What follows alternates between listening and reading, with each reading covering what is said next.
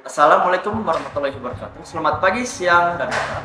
Perkenalkan, nama saya Raffi dari kelas 11. Saya akan menyampaikan laporan mengenai fenomena timpa teks yang kembali menjadi perhatian publik setelah menjadi pembahasan dalam persidangan kasus HAN. Kasus ini bermula dari sebuah unggahan timpa teks, yaitu hasil edit pada tangkapan layar, berita yang kemudian dipersoalkan hingga berujung pada proses hukum. Peristiwa tersebut merupakan perdebatan mengenai batas antara satire, kebebasan ekspresi, dan penyebaran informasi yang menyesatkan. Kronologinya berawal dari beredarnya unggahan timpa teks di media sosial.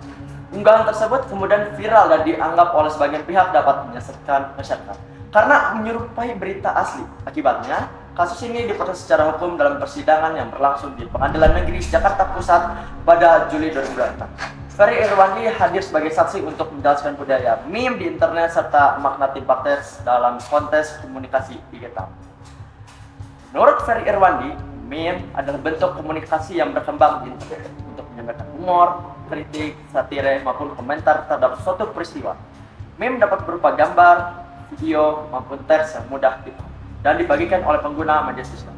Dalam budaya internet, meme merupakan cara kreatif masyarakat menyampaikan pendapat tanpa harus menggunakan penjelasan banyak. Salah satu bentuk meme yang paling banyak dikenal di Indonesia adalah timpa teks.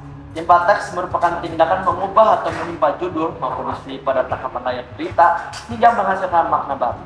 Umumnya, timpa teks digunakan sebagai bahan humor, sindiran, atau kritik sosial.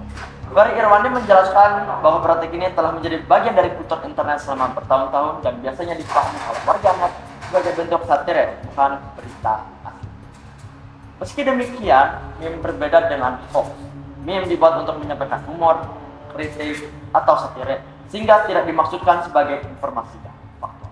Sementara itu, hoax adalah informasi palsu yang dibuat dan atau disebarkan agar dipercaya sebagai fakta. Sebuah timpa teks dapat berubah menjadi masalah apabila dibuat sangat menyerupai berita asli atau disebarkan tanpa kontrol, sehingga masyarakat mengira informasi tersebut benar. Kondisi inilah yang menjadi pembahasan pokok dalam kasus Hendrik Anhar. Pihak yang terlibat dalam kasus ini antara lain Hendrik Anhar sebagai terdakwa, Ferry Irwandi sebagai saksi, majelis hakim, jaksa penuntut umum, serta masyarakat yang mengikuti perkembangan kasus tersebut. Bila dikaitkan dengan nilai-nilai Pancasila, peristiwa ini mencerminkan sila kedua, yaitu kemanusiaan adil dan beradab. Karena setiap orang mengharuskan menggunakan kebebasan berekspresi secara bertanggung jawab. Lalu selain itu, sila keempat mengajarkan bahwa kritik dan penyampaian pendapat harus dilakukan secara tegas. Sementara itu, sila kelima bahwa penegakan hukum harus dilakukan secara adil sehingga mampu melindungi hak setiap warga negara sekaligus menjaga masyarakat dan informasi yang menyesat. Demikian laporan yang dapat saya sampaikan. Terima kasih atas perhatiannya. Salam Pancasila.